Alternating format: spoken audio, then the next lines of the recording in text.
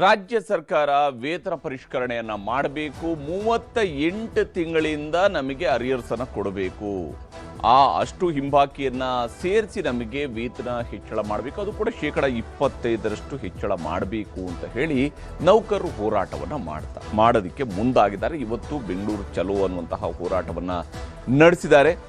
ಸರ್ಕಾರ 26 ತಿಂಗಳುಗಳ ಅನ್ವಯ ಆಗುವಂತೆ ಹಿಂಬಾಕಿಯನ್ನ ಅಥವಾ ಅರಿಯರ್ಸ್ ಅನ್ನು ಕೊಡೋದಕ್ಕೆ ರಾಜ್ಯ ಸರ್ಕಾರ ನಿರ್ಧಾರವನ್ನು ಕೈಗೊಂಡಿದೆ. ವೇತನ ಹೆಚ್ಚಳದ ಬಗ್ಗೆಯೂ ಕೂಡ ಪರಿಷ್ಕರಣೆ ಮಾಡುವಂಥಕ್ಕೆ ಮತ್ತು ಆ ವೇತನ ಯಾವಾಗದಿಂದ ಎಷ್ಟು ಹಿಂಬಾಕಿಯಿಂದ ಅದು ಶುರುವಾಗುತ್ತೆ ಅನ್ನೋದ್ರ ಬಗ್ಗೆ ಕೂಡ ಒಂದು ಡೆಡ್ಲೈನ್ ಅನ್ನು ಕೊಟ್ಟಿದ್ದಾರೆ. ಹಾಗಿದ್ದರೂ ಈ ವಿಚಾರದಲ್ಲಿ ಮಾತುಕತೆ ನಡೆದರೂ ಸಾರಿಗೆ ನೌಕರರು ಈ ಕ್ಷಣದವರೆಗೆ ಒಪ್ಪಿಗೆಯನ್ನು ಸೂಚಿಸಿಲ್ಲ. ಸರ್ಕಾರದ ಆಫರ್ ಅನ್ನ ನೌಕರರು ಈ ಕ್ಷಣದವರೆಗೂ ಕೂಡ ಒಪ್ಪಿಕೊಂಡಿಲ್ಲ. ಹೀಗಾಗಿ ಸಾರಿಗೆ ನೌಕರರೊಂದಿಗೆ ಇವತ್ತು ಕೆಎಸ್ಆರ್ಟಿಸಿ ಎಂಡಿ ಅಕ್ರಮ್ ಪಾಷಾ ಅವರು ಸಂಧಾನ ನಡೆಸಿದ್ದಾರೆ. ಅಕ್ರಮ್ ಪಾಷಾ ಅವರು ಸಾರಿಗೆ ನೌಕರರು ಪ್ರತಿಭಟನೆ ನಡೆಸ್ತಾ ಇದ್ದ ಸ್ಥಳಕ್ಕೆ ಹೋಗಿ ಸಂಧಾನ ನಡೆಸಿದ್ದಾರೆ. 1727 ಕೋಟಿ ರೂಪಾಯಿಗಳ ಹಣ ಕೊಡೋದಕ್ಕೆ ಸರ್ಕಾರ ಸಿದ್ಧ ಇದೆ ಅಂತ ಹೇಳಿ ಪಾಷಾ ಹೇಳಿದ್ದಾರೆ. ಜಂಟಿ ಕ್ರಿಯಾ ಸಮಿತಿ ಸಭೆಯಲ್ಲಿ ಮುಷ್ಕರದ ಬಗ್ಗೆ ಅಂತಿಮ ನಿರ್ಧಾರವನ್ನು ಕೈಗೊಳ್ಳುವುದಾಗಿ ನೌಕರರು ಹೇಳಿದ್ದಾರೆ. ಸಾರಿಗೆ ನೌಕರರೊಂದಿಗೆ ಕೆಎಸ್ಆರ್ಟಿಸಿಯ ಎಂಡಿ ಅವರು ಮಾತುಕತೆ ನಡೆಸಿದ್ದಾರೆ. ಸರ್ಕಾರ ಏನನ್ನು ಕೊಡುತ್ತೆ ಅನ್ನೋದ್ರ ಬಗ್ಗೆ ಕೂಡ ಹೇಳಿದ್ದಾರೆ. ಜಂಟಿ ಕ್ರಿಯಾ ಸಮಿತಿಯ ಸಭೆಯಲ್ಲಿ ಮುಷ್ಕರದ ಬಗ್ಗೆ ಅಂತಿಮ ನಿರ್ಧಾರ ಕೈಗೊಳ್ತೀವಿ ಅಂತೇಳಿ ನೌಕರರು ಹೇಳ್ತಾ ಇದ್ದಾರೆ. ವಿಶೇಷವಾಗಿ ನಮ್ಮ 2 ಬೇಡಿಕೆಗಳನ್ನು ಈಡೇರಿಸಲೇಬೇಕು ಅಂತೇಳಿ ನೌಕರರು ಪಟ್ಟು ಹಿಡಿದು ಕುಳಿತಿದ್ದಾರೆ. ನಮ್ಮ 2 ಬೇಡಿಕೆಗಳನ್ನು ನೀವು ಈಡೇರಿಸಲೇಬೇಕು ಅನ್ನುವಂತಹ ಪಟ್ಟು ಕೂಡ ಸರ್ಕಾರಿ ಬಸ್ಗಳ ನೌಕರರಿಂದ ವ್ಯಕ್ತವಾಗ್ತಾ ಇದೆ. ನೌಕರರು ವರ್ಸಸ್ ರಾಜ್ಯ ಸರ್ಕಾರ ಫೈಟ್ ಈಗಾಗಲೇ ಬಹಳ ಜೋರಾಗಿ ಸಾಗ್ತಾ ಇದೆ. ಮೊದಲಿಗೆ ನಿಮಗೆ ಅಕ್ರಮ್ ಪಾಷಾ ಅವರ ಮಾತು ನಿಮಗೆ ತೋರಿಸ್ತೀನಿ. ಎಷ್ಟು ನಾವು ಇನ್ಕ್ರೀಸ್ ಮಾಡಬೇಕು ಅನ್ನೋದ್ರ ಬಗ್ಗೆ ಯೂನಿಯನ್ಗಳ ಜೊತೆ ಚರ್ಚೆ ಮಾಡಿ ನಮ್ಮ ಸಚಿವರು ನಮ್ಮ ಮಾರ್ಕೆಟಿಂಗ್ಗಳು ಸೇರಿ ಶಾರ್ಟ್ಲಿ ಒಂದು ಸಭೆಯನ್ನು ಕರೆದು ಮುಂದಿನ ದಿನಗಳಲ್ಲಿ ಇದಕ್ಕೆ ಮಾನ್ಯ ಸಚಿವರು ಡೇಟ್ ಕೊಡಬೇಕಾಗುತ್ತೆ. ನಾನು ಮಾತನಾಡಿದ್ದೀನಿ. ಮಾನ್ಯ ಸಚಿವರು ಶಾರ್ಟ್ಲಿ ಡೇಟ್ ಕೊಡ್ತೀನಿ ಅಂತ ಹೇಳಿದ್ದಾರೆ. 4 MDಗಳು ಸಹಕರಿಸಬೇಕು. ಒಂದು ಸಭೆಯನ್ನು ಏರ್ಪಡಿಸ್ತೇವೆ. ಅತಿ ಶೀಘ್ರ ಮಾಡ್ತೀವಿ. ಎಷ್ಟು ಪರ್ಸೆಂಟ್ ಅನ್ನೋದನ್ನ ಆ ಒಂದು ಸಭೆಯಲ್ಲಿ ನಿರ್ಧಾರ. ಈಗ 4 ಗಂಟೆ ತನಕ ಡೆಡ್ಲೈನ್ ಕೊಟ್ಟಿದ್ರು ಸರ್. ಇನ್ ಕೇಸ್ ಇಷ್ಟು ಒಳಗಡೆ ಹೇಳಿಲ್ಲ ಅಂತ ಹೇಳಿದ್ರೆ ನಾಳೆಯಿಂದ ಅಧಿಕೃತವಾಗಿ ನಾವು ಬಸ್ಗಳನ್ನು ನಿಲ್ಲಿಸ್ತೇವೆ ಅನ್ನೋದನ್ನ ಹೇಳ್ತಾ ಇದ್ದಾರೆ. ಮನವಿಯನ್ನ ಮಾಡ್ಕೊಂಡಿದ್ದೀವಿ. ಆ ರೀತಿ ಆಗೋದಿಲ್ಲ. ಯಾಕಂದ್ರೆ ಈಗಾಗಲೇ ಅವರ ಅರ್ಧ ಬೇಡಿಕೆಗಳನ್ನು ಈಡೇರಿದ್ದಾರೆ. ಮಾತುಕತೆಗೆ ನಾವು ಸಿದ್ಧರಿದ್ದೇವೆ. ಮಾತುಕತೆ ಮುಖಾಂತರ ನಾವು ಈಗಾಗಲೇ ನಮ್ಮ ಮಂತ್ರಿಗಳೇ ಹೇಳಿದ್ದಾರೆ ಮುಕ್ತವಾಗಿ ಮಾತುಕತೆ ಮಾಡೋಣ. ಮಾತುಕತೆಯಲ್ಲಿ ಏನು ನಿರ್ಧಾರ ಆಗುತ್ತೆ ಅದಕ್ಕೆ ಬದ್ಧ. ಸಚಿವರು ಕೆಎಸ್ಆರ್ಟಿಸಿ ಎಂಡಿ ಅವರು ಹೀಗೆ ಹೇಳಿದರೆ ಪ್ರತಿಭಟನಾ ನಿರತ ನೌಕರರು ಏನು ಹೇಳ್ತಿದ್ದಾರೆ ಅನ್ನೋದು ನಿಮ್ಗೆ ತೋರಿಸ್ತೀನಿ. ನಮ್ಮ ಸಾರಿಗೆ ನೌಕರ ಎಲ್ರಿಗೂ ನಮಸ್ಕಾರ. ಈ ದಿನ ಬೆಳಗ್ಗೆ 10 ಗಂಟೆಯಿಂದ ನಮ್ಮ ಸಾರಿಗೆ ನೌಕರು 4 ನಿಗಮದ ನೌಕರು ಎಲ್ಲ ಬಂದು ಇಲ್ಲಿ ಸಮಾವೇಶ ಮಾಡಿದ್ದಾರೆ. ಇದೇ ಥರ ನಮ್ಮ ಮ್ಯಾನೇಜಿಂಗ್ ಡೈರೆಕ್ಟರ್ ವ್ಯವಸ್ಥಾಪಕ ನಿರ್ದೇಶಕರು ಸುಮಾರು ಜನ ಬಂದಿದ್ದಾರೆ. ಇಲ್ಲಿ ಸಿದ್ದರಾಮಯ್ಯ ಅವರು ರಾಮಲಿಂಗಾರೆಡ್ಡಿ ಅವರಿಗೆ ಸಜೆಷನ್ ಕೊಡ್ತಾರೆ. ರಾಮಲಿಂಗಾರೆಡ್ಡಿ ಅವರು ನಮ್ಮ MDಗೆ ಸಜೆಷನ್ ಕೊಡ್ತಾರೆ. MD ಅವ್ರು ಬಂದಿಲ್ಲಿ ತುಪ್ಪ ಸೌರ ಅಂತ ಕೆಲಸ ಮಾಡ್ತಾರೆ ಅಷ್ಟೇ. ಇದು ಖಂಡಿತ ಆಗಲ್ಲ. ಯಾಕೆಂದರೆ ನಾವು ಸುಮಾರು 40 ವರ್ಷದಿಂದ ಹೋರಾಟ ಮಾಡ್ತಾನೆ ಇದ್ದೀವಿ. ಇದು ಯಾವತ್ತೂ ಖಂಡಿತ ಆಗಲ್ಲ. ದಯವಿಟ್ಟು ನಮ್ಮ 38 ತಿಂಗಳ ಹಿಂಬಾಕಿ ವೇತನ ಏನಿದೆ ಆಮೇಲೆ 1/1/2024ರಿಂದ ವೇತನ ಪರಿಷ್ಕರಣೆ ಏನಾಗಬೇಕು ಸರ್. ಇವತ್ತಿನ ದಿವಸ ಕಣ್ಣಲ್ಲಿ ನೀರಲ್ಲ, ರಕ್ತ ಬರುತ್ತೆ. ಕಂಡಕ್ಟರ್ ಡ್ರೈವರ್ಗಳು ಎಷ್ಟು ಕಷ್ಟಪಡ್ತಾ ಇದ್ದಾರೆ. ಆಮೇಲೆ ಆ ಬಸ್ಗಳಲ್ಲಿ ಮಲಗ್ತಾರೆ ಸರ್. ಸೊಳ್ಳೆ ಇರ್ಬೋದು, ಇದಿರ್ಬೋದು, ಅವ್ರಿಗೊಂದು ಸೆಕ್ಯೂರಿಟಿ ಇಲ್ಲ, ಏನೂ ಇಲ್ಲ. ಖಂಡಿತ ತುಂಬಾ ಕಷ್ಟಪಡ್ತೀವಿ. ಇವತ್ತಿನ ದಿವಸ ಫ್ರೀ ಟಿಕೆಟ್ ಮಾಡಿದ್ರು ಓಕೆ, ಅದಕ್ಕೆ ನಮ್ಮ ಸಮರ್ಥ ಇದೆ. ಆದರೆ ಫ್ರೀಗೆ ಎಷ್ಟು ಇದರಲ್ಲಿ ಎಷ್ಟು ಜಗಳ ಆಗುತ್ತೆ, ಎಷ್ಟಿದೆ ನೋಡಿ. ಹೀಗೆ ಸಾರಿಗೆ ನೌಕರರು ನಮ್ಮ ಕಷ್ಟ ಇಷ್ಟೆಲ್ಲ ಇದೆ, ನಮಗೆ ಸರಿಯಾಗಿ ವೇತನ ಪರಿಷ್ಕರಣೆ ಆಗಬೇಕು, ನಮ್ಮ ಬೇಡಿಕೆಗಳ ಅನ್ವಯವಾಗಿಯೇ ವೇತನ ಪರಿಷ್ಕರಣೆ ಆಗಬೇಕು ಅಂತ ಹೇಳಿ ದುಡಿಯುವ ಕೈಗಳು ತಮ್ಮ ಹಕ್ಕನ್ನು ಕೇಳ್ತಾ ಇದ್ದಾವೆ. ನಮಗೆ ಇದು ನಮ್ಮ ಸ್ಯಾಲ್ರಿ, ಈ ಸ್ಯಾಲ್ರಿ ನಮಗೆ ಸಿಗಬೇಕು, ನಮ್ಮ ವೇತನ ಪರಿಷ್ಕರಣೆ ಆಗಬೇಕು ಅಂತ ಹೇಳಿ ದುಡಿಯುವ ಕೈಗಳು ಈಗ ಸರ್ಕಾರವನ್ನು ಕೇಳ್ತಾ ಇದ್ದಾವೆ. ಹಾಗಾದರೆ ಏನು ನಡೆಯುತ್ತೆ, ಏನು ಕತೆ ಅನ್ನೋಂಥನ್ನು ನಾವಿಲ್ಲಿ ಗಮನಿಸ್ತಾ ಹೋಗಬೇಕು. ಬಹಳ ಮುಖ್ಯವಾಗಿ ಸಾರಿಗೆ ನೌಕರರ ಮುಷ್ಕರದ ವಿಚಾರಕ್ಕೆ ಸಂಬಂಧಪಟ್ಟಂತೆ ಕೆಎಸ್ಆರ್ಟಿಸಿ BMTC ಬಸ್ಗಳು ಬರ್ತಾವ ಇಲ್ವಾ ಅನ್ನುವಂತಹ ಜಂಜಾಟಕ್ಕೆ ಬ್ರೇಕ್ ಬಿದ್ದಿದೆ ಅಂತ ಹೇಳಿ ವಿಶೇಷವಾಗಿ ಇಲ್ಲಿ ಬಸ್ಗಳು ಬರ್ತವೆ, ಮುಷ್ಕರಕ್ಕೆ ತಾತ್ಕಾಲಿಕ ಬ್ರೇಕ್ ಅನ್ನ ಹಾಕಲಾಗಿದೆ. ಮುಷ್ಕರಕ್ಕೆ ತಾತ್ಕಾಲಿಕ ಬ್ರೇಕ್ ಹಾಕುವಂತಹ ಕೆಲಸವನ್ನ ಈಗಾಗಲೇ ಮಾಡಲಾಗಿದೆ. ಸದ್ಯಕ್ಕೆ ಮುಷ್ಕರ ಮಾಡದೇ ಇರೋದಕ್ಕೆ ನೌಕರರ ಸಂಘಟನೆಗಳ ಒಕ್ಕೂಟ ನಿರ್ಧಾರವನ್ನ ಕೈಗೊಂಡಿದೆ ಅನ್ನುವಂಥದ್ದನ್ನ ಈಗಾಗಲೇ KSRTC MD ಅವರ ಜೊತೆಗಿನ ಮಾತುಕತೆಯ ಸಂದರ್ಭದಲ್ಲೂ ಕೂಡ ಹೇಳಿಕೊಂಡಿದ್ದಾರೆ. ಎಂದಿನಂತೆ ಸಂಚರಿಸಲಿವೆ KSRTC ಮತ್ತು BMTC ಬಸ್ಗಳು. KSRTC ಮತ್ತು BMTC ಬಸ್ಗಳು ಎಂದಿನಂತೆ ಸಂಚಾರವನ್ನ ಮುಂದುವರಿಸುತ್ತವೆ. ಆದರೆ ಬಜೆಟ್ ತಯಾರಿ ಸಭೆಯಲ್ಲಿ ಸರ್ಕಾರದ ಅಭಿಪ್ರಾಯವನ್ನ ಕೇಳಿ ಮುಂದೆ ನಿರ್ಧಾರವನ್ನ ಕೈಗೊಳ್ಳುವುದರ ಕಡೆಗೆ ಎರಡೂ ಕಡೆಯವರು ಕೂಡ, ಯಾಕಂದ್ರೆ ಇಲ್ಲಿ ನೌಕರರ ಬೇಡಿಕೆಯೂ ಕೂಡ ಸಮಂಜಸವಾಗಿರುವಂಥದ್ದು, ನ್ಯಾಯಯುತವಾಗಿರ್ತಕ್ಕಂಥದ್ದು, ಅದನ್ನು ಪರಿಹರಿಸಬೇಕಾಗಿರೋದು ಸರ್ಕಾರಗಳ ಜವಾಬ್ದಾರಿ. ಇಲ್ಲಿ ಎಷ್ಟು ವೇತನ ಹೆಚ್ಚಳ ಮಾಡ್ತಾರೆ ಅನ್ನೋದನ್ನ ತಿಳ್ಕೊಂಡು ಹೋರಾಟಕ್ಕೆ ನೌಕರರು ತೀರ್ಮಾನವನ್ನು ಕೈಗೊಂಡಿದ್ದಾರೆ. ಅಂದರೆ ನಾವು ಯಾವಾಗ ಹೋರಾಟ ಮಾಡಬೇಕು, ಹೇಗೆ ಹೋರಾಟ ಮಾಡಬೇಕು, ಎಷ್ಟು ಇವರು ಹಣ ಕೊಡ್ತಾರೆ ಅನ್ನೋದರ ಆಧಾರದ ಮೇಲೆ ಮಾಡ್ತೀವಿ ಅಂತ ಹೇಳುವಂಥದ್ದು ವಿಚಾರಕ್ಕೆ ಬಂದಿದ್ದಾರೆ. ಇದು ಮೊದಲ ಹಂತದಲ್ಲಿ ಈ ರೀತಿಯಾದಂಥ ಒಂದು ಚರ್ಚೆಗಳು ಈಗಾಗಲೇ ನೌಕರರ ನಡುವೆ ನಡೆದಿದೆ. ಹಾಗಿದ್ರೂ ಜಂಟಿ ಕ್ರಿಯಾ ಸಮಿತಿಯಲ್ಲಿ ನಾವು ಅಂತಿಮ ತೀರ್ಮಾನವನ್ನು ಕೈಗೊಳ್ತೀವಿ ಅಂತ ಹೇಳಿಕೊಂಡು ಈಗಾಗಲೇ ನೌಕರರ ಸಂಘಟನೆಗಳ ಮುಖಂಡರುಗಳು ಹೇಳಿಕೊಂಡಿದ್ದಾರೆ. ಇಷ್ಟಕ್ಕೂ ಇಲ್ಲಿ ಸಾರಿಗೆ ನೌಕರರ ಬೇಡಿಕೆ ಮತ್ತು ಸರ್ಕಾರದ ಆದೇಶವನ್ನು ನಾವು ಗಮನಿಸಬೇಕು. ಸಾರಿಗೆ ನೌಕರರ ಕೇಳ್ತಿರುವಂತಹ ಬೇಡಿಕೆ 38 ತಿಂಗಳ ವೇತನ ಹಿಂಬಾಕಿಗೆ ಒತ್ತಾಯವನ್ನು ಮಾಡ್ತಾ ಇದ್ದಾರೆ.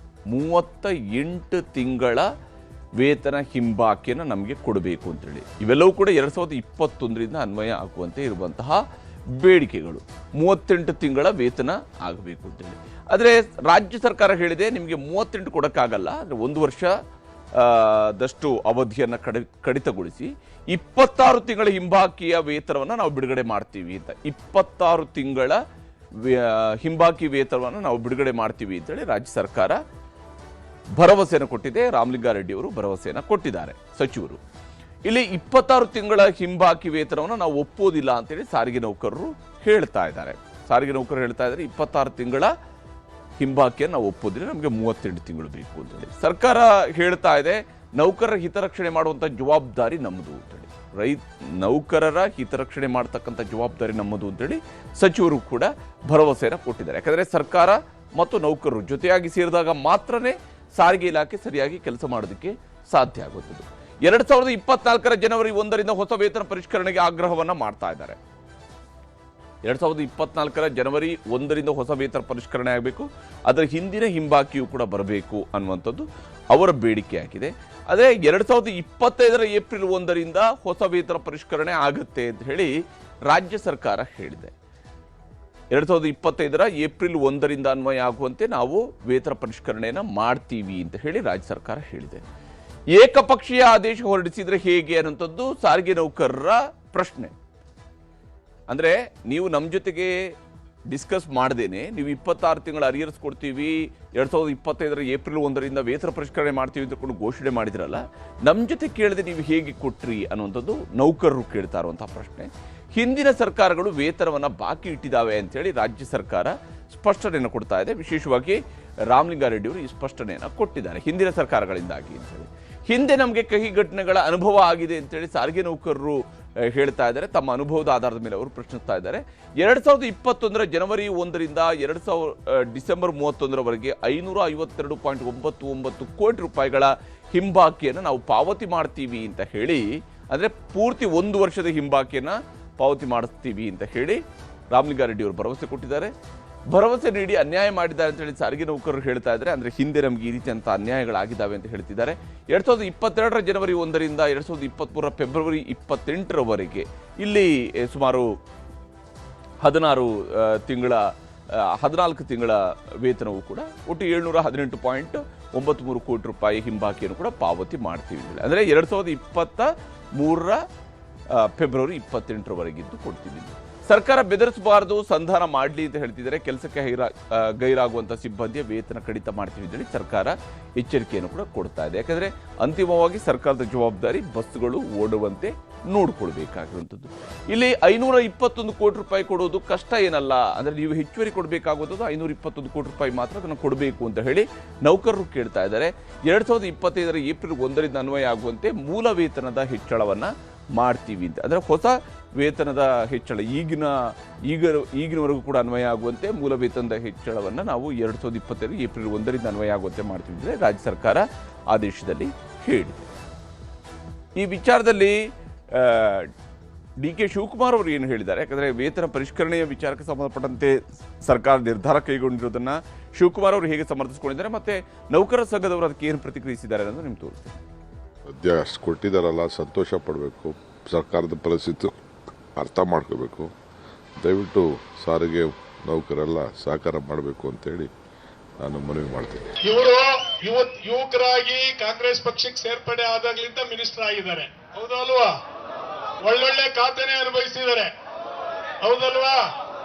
ಈಗ ಉಪಮುಖ್ಯಮಂತ್ರಿಗಳಾಗಿದ್ದಾರೆ, ಹೌದಲ್ವಾ? ಮತ್ತೆ ಕೂಲಿ ಕೇಳ್ತಾ ಇದ್ದೀರಿ ಸ್ವಾಮಿ?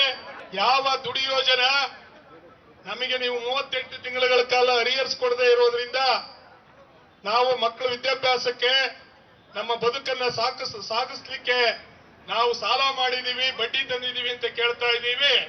ನಾವು ದುಡಿದು ಬಿಟ್ಟಿರೋದನ್ನ ಕೇಳಿದ್ರೆ ನಾವು ತೃಪ್ತಿ ಪಟ್ಕೋಬೇಕಂತೆ. ನೀವು ದುಡಿದು ದೇಶಕ್ಕೆ ಗೊತ್ತಿದೆ ಅಲ್ವಾ? ಡಿ.ಕೆ. ಅವರು MLA ನಲ್ಲಿ ಆಸ್ತಿಯನ್ನು ಹೊಂದಿರೋದ್ರಲ್ಲಿ ಎಷ್ಟೇ ಸ್ಥಾನದಲ್ಲಿದ್ದಾರೆ, ಇನ್ನೂ ಕೂಲಿ ಕೇಳ್ತಾ ಇದ್ರಲ್ಲ ಸ್ವಾಮಿ. ನಮ್ ಡ್ರೈವರ್ಗಳು ರಾತ್ರಿ ಹೊತ್ತು ಬಸ್ಸಲ್ಲಿ ಮಲಗಿದ್ರೆ ಅಲ್ಲೇ ಹಾರ್ಟ್ ಅಟ್ಯಾಕ್ ಆಗಿ ಸಾಯ್ತಾರೆ, ಹೌದಲ್ವಾ? 2 ವರ್ಷ ಆದ್ರೂ ನಮ್ಗೆ ವೇತನ ಹೆಚ್ಚಳ ಮಾಡಿಲ್ಲ. ಹೆಚ್ಚಳ ಮಾಡಿ ಅಂದ್ರೆ ನೀವು ಕೊಟ್ಟಿರೋದಕ್ಕೆ ತೃಪ್ತಿ ಪಟ್ಕೊಳ್ಳಿ ಅಂದ್ರೆ ನೀವು ಹೇಳಲಿಕ್ಕೆ. ಹೀಗೆ ಇಲ್ಲಿ ನೌಕರರು ತಮ್ಮದೇ ಆದಂತಹ ಅಸಮಾಧಾನವನ್ನು ಸರ್ಕಾರದ ವಿರುದ್ಧ ವ್ಯಕ್ತಪಡಿಸ್ತಾ ಇದ್ದಾರೆ. ಆದರೆ ಸಾರಿಗೆ ಇಲಾಖೆ ಅಧ್ವಾನಗಳ ಬಗ್ಗೆ ಕಾಂಗ್ರೆಸ್ ಮತ್ತು ಬಿಜೆಪಿ ಸರ್ಕಾರಗಳ ನಡುವೆಯೂ ಕೂಡ ಈಗ ಸಂಘರ್ಷ ಶುರುವಾಗಿದೆ. ಕಾಂಗ್ರೆಸ್ ಸರ್ಕಾರ ಹೇಳ್ತಾ ಇದೆ ಇದರಲ್ಲಿ ಬಹುಪಾಲು ಅಧ್ವಾನಗಳಿಗೆ ಬಿಜೆಪಿ ಕಾರಣ ಅಂತ ಹೇಳ್ತಿದೆ. ಬಿಜೆಪಿ ಹೇಳ್ತಿದ್ರೆ ಇಲ್ಲ ಇವ್ರ ಹತ್ರ ದುಡ್ಡಿಲ್ಲ, ಅದಕ್ಕೆ ಬೇಕಾಗಿ ಹಿಂಗೆಲ್ಲ ಹೇಳ್ತಿದೆ ಅಂತ. ಆದರೆ ನಮ್ಮಿಂದ ಅಲ್ಲ ನಮ್ಮಿಂದಲೇ ಅಂತ ಸಮಸ್ಯೆ ಅಂತೇಳಿ ಪರಸ್ಪರ ನಾಯಕರ ನಡುವಿನ ವಾಗ್ದಾಳಿಯೂ ಕೂಡ ಮುಂದುವರೆದಿದೆ ಬಿಜೆಪಿ ಮತ್ತು ಕಾಂಗ್ರೆಸ್ನ ನಡುವೆ. ವಿಶೇಷವಾಗಿ ನೌಕರರ ಹಿತರಕ್ಷಣೆಯನ್ನು ಕೂಡ ಮೀರಿದ ರಾಜಕೀಯ ಜಟಾಪಟಿ ಇಲ್ಲಿಗ ನಡೀತಾ ಇರುವಂಥದ್ದು. ಅದರಲ್ಲೂ ರಾಮಲಿಂಗಾರೆಡ್ಡಿ ಅವರು ಒಂದಿಷ್ಟು ಅಂಕಿಅಂಶಗಳನ್ನು ಕೊಟ್ಟಿದ್ದಾರೆ, ಡೇಟ್ ಸಮೇತ ಇಯರ್ ಸಮೇತ ಕೊಟ್ಟಿದ್ದಾರೆ. ನೇಮಕಾತಿ, ಬಡ್ತಿ, ವೇತನ ಪರಿಷ್ಕರಣೆ, ನೌಕರ ಸ್ನೇಹಿ ವರ್ಗಾವಣೆ ವಿಚಾರದಲ್ಲೂ ಕೂಡ ಈಗ ರಂಪಾಟ ಶುರುವಾಗಿದೆ. ವೇತನ ಪರಿಷ್ಕರಣೆ ಮಾಡದ ಬಿಜೆಪಿ ಸರ್ಕಾರದ ವಿರುದ್ಧ ಸಾರಿಗೆ ಸಚಿವರು ನೇರವಾದಂಥ ಆರೋಪವನ್ನು ಮಾಡ್ತಾ ಇದ್ದಾರೆ. ಇವರು ವೇತನ ಪರಿಷ್ಕರಣೆ ಮಾಡಿಸ್ತೀವಿ ಅಂತ ಹೇಳಿದ್ರು, ಆದರೆ ಅದಕ್ಕೆ ಯಾವುದೇ ದುಡ್ಡನ್ನು ಮೀಸಲಿಡಲಿಲ್ಲ. ಅವ್ರು ಯಾವುದೇ ರೀತಿಯಂಥ ದುಡ್ಡನ್ನು ಕೊಡಲಿಲ್ಲ. ಸರ್ಕಾರ ದಿವಾಳಿ ಆಗಿರೋದ್ರಿಂದಲೇ ನೌಕರರ ಸಂಬಳ ಕೊಡ್ತಿಲ್ಲ ಅಂತೇಳಿ ಬಿಜೆಪಿಯವರು ಈಗ ತಿರುಗೇಟು ಕೊಡ್ತಿದ್ದಾರೆ. ಅಂದರೆ ನಾವು ಅವತ್ತು ಕೊಡದೇ ಇರ್ಬೋದು, ಆದರೆ ಈಗ ಅದನ್ನು ಕೊಡಬೇಕಲ್ಲ, ಯಾಕಂದರೆ ಸರ್ಕಾರ ಅನ್ನೋಂಥದ್ದು ನಡೀತಾ ಇರುವಂತಹ ವಿಚಾರ. ನಿಮ್ಮ ಹತ್ರ ದುಡ್ಡಿಲ್ಲ, ಅದಕ್ಕೆ ಆಗಿದೆ ನೀವು ಈಗ ಕೊಡ್ತಿಲ್ಲ ಅಂತೇಳಿ ಬಿಜೆಪಿಯವರು ತಿರುಗೇಟು ಕೊಡ್ತಾ ಇದ್ದಾರೆ. ಈ ವಿಚಾರದಲ್ಲಿ ಸರ್ಕಾರ ಮತ್ತು ಬಿಜೆಪಿ ನಾಯಕರುಗಳ ನಡುವಿನ ವಾಕ್ಸಮರ ಹೇಗೆ ಮುಂದುವರೆದಿದೆ ಅನ್ನೋದು ನಿಮ್ಗೆ ತೋರಿಸ್ತೀನಿ. 2020ರಲ್ಲಿ ಆಗಿದ್ದಂಥ BJP ಸರ್ಕಾರ, ಯಡಿಯೂರಪ್ಪನವರು ಚೀಫ್ ಮಿನಿಸ್ಟರ್ ಆಗಿದ್ದರು. ಆಗ ಮಾಡಬೇಕಾಗಿತ್ತು, ಅವ್ರು ಮಾಡಲಿಲ್ಲ. ಆಮೇಲೆ 2023ರಲ್ಲಿ ಬೊಮ್ಮಾಯಿಯವರು ಚೀಫ್ ಮಿನಿಸ್ಟರ್ ಆಗಿದ್ದಾಗ ಚುನಾವಣೆಗೆ ಮುಂಚೆ 15% ಜಾಸ್ತಿ ಮಾಡ್ತೀವಿ ಅಂತೇಳಿ ಆದೇಶ ಏನು ಮಾಡಿದ್ರು, ಪ್ರಾಸ್ಪೆಕ್ಟಿವ್ ಮಾಡಿಬಿಟ್ರು. 17/3/23ರಿಂದ ಜಾರಿ ಬರುತ್ತೆ ಅಂತ ಅವ್ರು ಮಾಡಿದ್ರು. 4 ವರ್ಷಕ್ಕೊಮ್ಮೆ ಅಂದರೆ ರೆಟ್ರಾಸ್ಪೆಕ್ಟಿವ್ 20ರಿಂದ ಆಗುತ್ತೆ ಅಂತ ಅವ್ರು ಮಾಡಬೇಕಾಗಿತ್ತು. ಆಗ ಅವ್ರು ಮಾಡಲಿಲ್ಲ. ಅವ್ರೇನು ಮಾಡಿದ್ರು, ಪ್ರಾಸ್ಪೆಕ್ಟಿವ್ ಮಾಡಿಬಿಟ್ರು. ಲಾಭದಲ್ಲಿದ್ದಂಥ ಸಂಸ್ಥೆಯನ್ನು ಲಾಸ್ ಮಾಡಿದವ್ರು ನೀವು. ಕೋವಿಡ್ ಸಂದರ್ಭದಲ್ಲಿ ಇಡೀ ಪ್ರಪಂಚದಲ್ಲಿ ಲಾಸ್ ಆಗಿದೆ, ನಮ್ದೇನಲ್ಲ. ಯಡಿಯೂರಪ್ಪ, ಬೊಮ್ಮಾಯಿ ಅಲ್ಲ ಅದಕ್ಕೆ ಕಾರಣ. ಇಡೀ ಪ್ರಪಂಚದಲ್ಲಿರುವಂಥ ಎಲ್ಲ ಸಾರಿಗೆ ಸಂಸ್ಥೆಗಳು ಲಾಸ್ ಹೋಗಿದೆ. ಅದನ್ನ ಹೋಲಿಕೆ ಮಾಡಿ ಯಡಿಯೂರಪ್ಪ ಇದ್ದಾಗ ಆಗಿತ್ತು, ಬೊಮ್ಮಾಯಿ ಇದ್ದಾಗ ಆಗಿತ್ತು ಅಂತ ಹೇಳ್ತು ನಾಚಿಕೆಗೇಡಿನ ಸಂಗತಿ. ಅದೇನೋ ಹೇಳ್ತಾರಲ್ಲ, ಕುಣಿಯಕ್ಕಾಗದೆ ನೆಲ ಡೊಂಕು ಅಂತ ಹೇಳುವಂತ ಪರಿಸ್ಥಿತಿಗೆ ರಾಜ್ಯ ಸರ್ಕಾರ ಬಂದಿದೆ. ಇನ್ಮೇಲೆ ಈ ಸರ್ಕಾರ ಕಳೆದ 3 ವರ್ಷ ಮಾಡಿದ ತಪ್ಪುಗಳಿಗೆ ಇನ್ನು ಮುಂದೆ ಬೆಲೆ ತೆರಬೇಕಾಗ್ತದೆ ಸರ್ಕಾರ. 2 ವರ್ಷ ಸರ್ಕಾರ ಪಾಪರಾಗಿರುವಂಥದ್ದಕ್ಕೆ ಒಂದು ಕೈಗನ್ನಡಿ. ಇವತ್ತು BJP ಅಧ್ಯಕ್ಷರು ವಿಜೇಂದ್ರ ಅವರು, ಅಪೋಸಿಷನ್ ಲೀಡರ್ ಅಶೋಕ್ ಅವರು ಮೊಸಳೆ ಕಣ್ಣೀರು ಸುರಿಸ್ತಾರೆ. 2020ರಿಂದ 23ವರೆಗೂ 38 ತಿಂಗಳು ಬಾಕಿ ಕೊಡಬೇಕು ಅಂತ ಇವರು ಧರಣಿ ಮಾಡ್ತಿರೋದು. ಆ ಅವಧಿನಲ್ಲಿ ಯಾವ ಸರ್ಕಾರ ಇತ್ತು? BJP ಸರ್ಕಾರ ಇತ್ತು. 23ವರೆಗೂ ಅವ್ರ ಸರ್ಕಾರನೇ ಇತ್ತಲ್ಲ, ಕೊಡ್ಬೋದಿತ್ತಲ್ಲ. ಅವ್ರ ಸರ್ಕಾರ ಇದ್ದಾಗ ಅವ್ರು ಕೊಡ್ಬೋದಿತ್ತಲ್ಲ. ವಿಜೇಂದ್ರ ಅವರು, ಅಶೋಕ್ ಅವರು ಮೊಸಳೆ ಕಣ್ಣೀರು ಸುರಿಸ್ತಾರೆ, ಊಸರು ಒಳ್ಳಿ ಥರ ಬಣ್ಣ ಬದಲಾಯಿಸ್ತಾರೆ. ಅವ್ರದ್ದೇ ಸರ್ಕಾರ, ಕೊಡ್ಬೋದಿತ್ತಲ್ಲ ಅವರು, ಯಾಕೆ ಕೊಡಲಿಲ್ಲ? ಬೊಮ್ಮಾಯಿ ಅವರು ಹಣಕಾಸು ಮಂತ್ರಿ ಆಗಿದ್ದರು, ಬಡ್ಜೆಟಲ್ಲಿ ಪ್ರಾವಿಷನ್ ಮಾಡ್ಬೋದಿತ್ತಲ್ಲ ಅವರು. ಇವರು ನೀತಿ ಹೇಳೋಕ್ಕೆ ಬರ್ತಾರೆ. ಹಿಂದೆ ಅವರು ಚಳವಳಿ ಮಾಡಿದಾಗ ಇವರು ಅರಿಯರ್ಸ್ ಕೊಡ್ತೀವಿ ಅಂತ ಕಮಿಟ್ ಮಾಡ್ಕೊಂಡಿದ್ರು. ಈಗ ಅರಿಯರ್ಸ್ ಕೊಡದೇ ಇರೋದು ಸಾರಿಗೆ ನೌಕರರಿಗೆ ಅವರ ಮಾತಿಗೆ ವಿಶ್ವಾಸಘಾತಕತನ ಮಾಡ್ದಂಗೆ ಆಗತ್ತೆ. ವಿಶ್ವಾಸಘಾತಕತನ ಮಾಡಬೇಡಿ. ಅವರಿಗೆ ಧಮಕಿ ಹಾಕೋದನ್ನು ಬಿಡಿ. ಧಮಕಿ ಹಾಕೋದನ್ನು ಬಿಟ್ಟು ನ್ಯಾಯಯುತವಾಗಿ ಕೊಡಬೇಕಾಗಿರ್ತಕ್ಕಂಥ ಹಿಂಬಾಕಿಯನ್ನು ಕೊಡಿ. ಅವ್ರಿಗೇನು ಕೇಳ್ತಾ ಇದ್ದಾರೆ? ಹಿಂಬಾಕಿ ಕೊಡಿ ಅಂತ ಕೇಳ್ತಿದ್ದಾರೆ. ಕಮಿಟ್ ಮಾಡ್ಕೊಂಡ್ರೋ ಹಿಂಬಾಕಿ ಕೊಡಿ. ನೀವು ಕಮಿಟ್ ಮಾಡ್ಕೊಂಡ್ರೋ ಹಿಂಬಾಕಿನ.